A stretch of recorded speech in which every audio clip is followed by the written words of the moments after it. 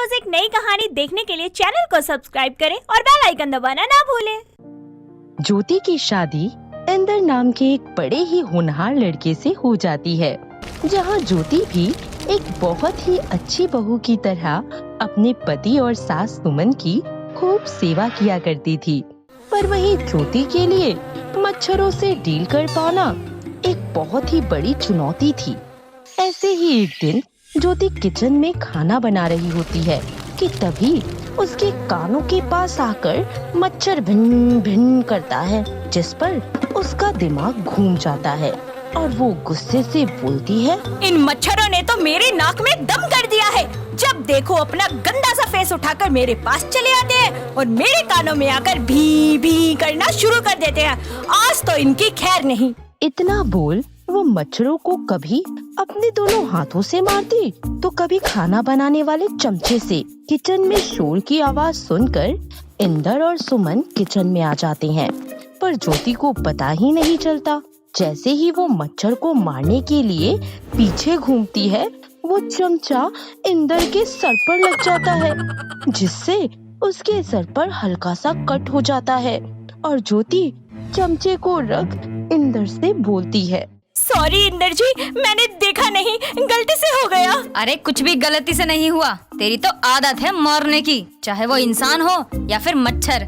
माँ जी मैं सच कह रही हूँ, मैं तो मच्छर को मार रही थी, इंदर जी बीच में आ गए, उनको लग गई। अरे ये कलमुहे मच्छर सिर्फ तुझे ही काटते हैं, हमें तो काटते नहीं। माँ रहने दो ना, गलती से लग गई। और सच में मच्छर बहुत हो रहे हैं। ज्योति मैं अभी ऑल आउट लेकर आता हूँ। इंदर घर के बिगड़ते माहौल को संभालते हुए घर के लिए ऑल आउट ले आता है, जिसे वो घर के हर कोनों में लगा देता है। ज्योति भी खाना टेबल पर लगा देती है। सब खाना खाने बैठते हैं, पर मच्छरों पर ऑल आउट का भी कोई असर नहीं पड़ता। सब खाना खाते वक्त मच्छरों को भी झेल रहे होते हैं। कभी मच्छर उनके पैरों में काटते तो कभी सर पर डेरा जमा लेते, जो कभी कानों में मधुर मधुर भिन भिन का संगीत बजाते। तभी एक मच्छर इंदर के गाल पर काटने के लिए बैठ जाता है और ज्योति जल्दी से उस मच्छर को मारने के लिए इंदर के गालों पर एक जोरदार हाथ मारती है। मच्छर तो मरकर नीचे गिर जाता है, पर ज्योति की उंगलियों के निशान इंदर के गाल पर छप जाते हैं। ज्योति मरे हुए मच्छर को उठाती है और बोलती है, तेरी इतनी हिम्मत कि तू मेरे पति की गाल पर बैठकर उनको काटे और फिर उनका खून चूसे। कभी नहीं, अपने पति को बाइट करने का हक ना सिर्फ मेरा है।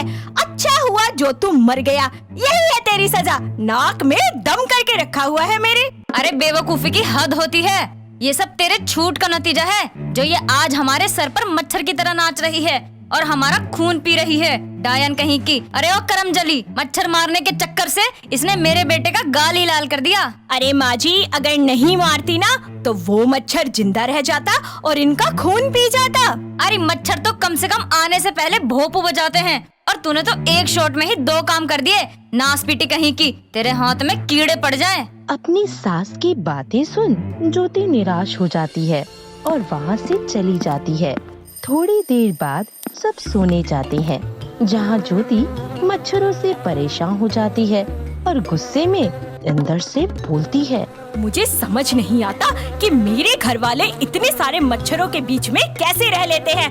सुनिए, उठिए, आप कैसे घोड़े बेचकर सो रहे हैं? यहाँ मच्छरों की वजह से मुझे नींद नहीं आ रही। बार बार आकर मेरे कानों में अपना भजन सुनाने लगते हैं। ज्योति कोशिश करोगी तो नींद आ जाएगी ना। सोने की कोशिश करो, मच्छरों से ध्यान हटा लो।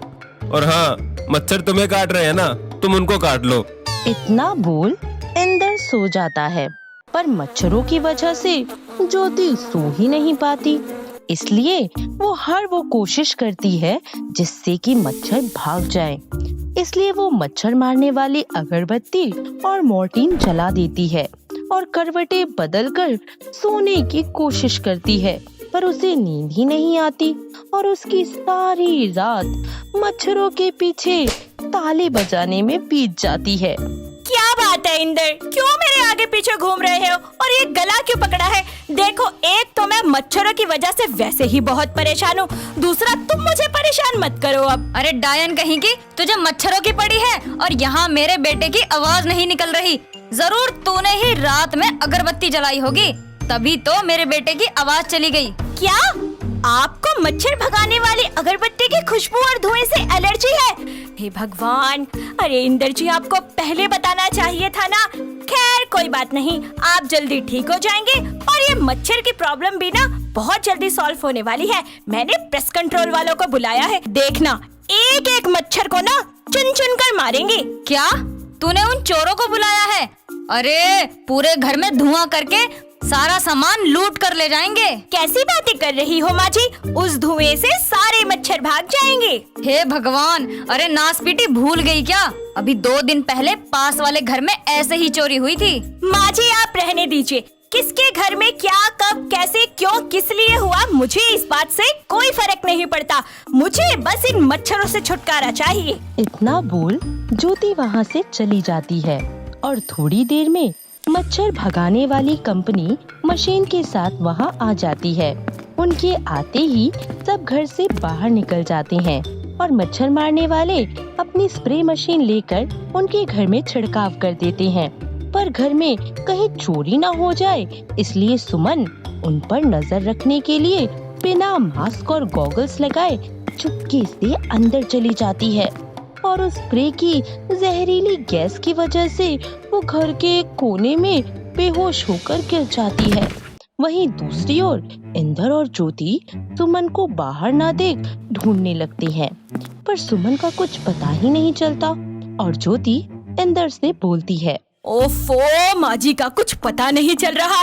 अरे मैं भी किन से पूछ रही हूँ, मैं तो भूल ही गई थी कि इनकी तो आवाज ही नहीं आ रही। अरे अब मैं क्या करूँ, यहाँ इनकी आवाज का नहीं पता और वहाँ माँ जी का नहीं पता चल रहा। इंदर जी, मुझे लगता है कहीं माँ जी अंदर तो नहीं।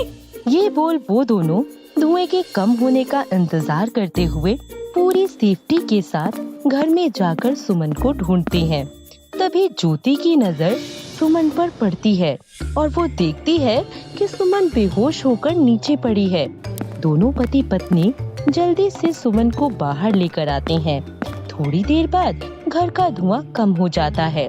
उसके होश में आते ही इंदर और ज्योति उसको उसके रूम में ले जाते हैं, जहाँ ज्योति उससे बोलती है, माँ जी धुआं अब कम हो गया है और आप होश में भी आ गई हैं और अब तसल्ली से अपना पूरा घर देख लीजिए। घर से कुछ नहीं गया है सिवाय उन घटिया मच्छरों के। सुमन ज्योति की बातों का जवाब न देकर पहले घर की ओर देखती है और हंसकर बोलने की कोशिश करती है, पर वो भी इंदर की तरह बोल ही नहीं पाती, जिस पर ज्योति धीरे से डरते हुए बोलती है, माँ जी क्या हुआ, कुछ बोलिए ना।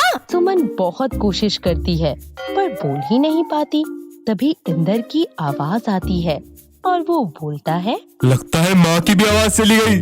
पर इंदर जी आपकी आवाज तो आ गई, ये बहुत अच्छी बात है, और माँ जी की चली गई ये बुरी बात है। खैर छोड़ो, अब माँ जी के गले को थोड़ी देर आराम मिलेगा। वैसे भी सारा दिन बहुत बोलती है और अब मैं रात को चैन से सो सकती हूँ।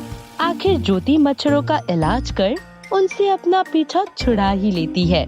उसकी खुशी देख इंदर और सुमन भी फूले नहीं समाते और इस तरह से वो सब एक साथ खुशी खुशी रहने लगते हैं, वो भी बिना मच्छरों के। दोस्तों, अगर आपको ये कहानी पसंद आई तो इसे लाइक करें, शेयर करें और कमेंट करके बताएं कि कहानी में आपको सबसे अच्छा क्या लगा।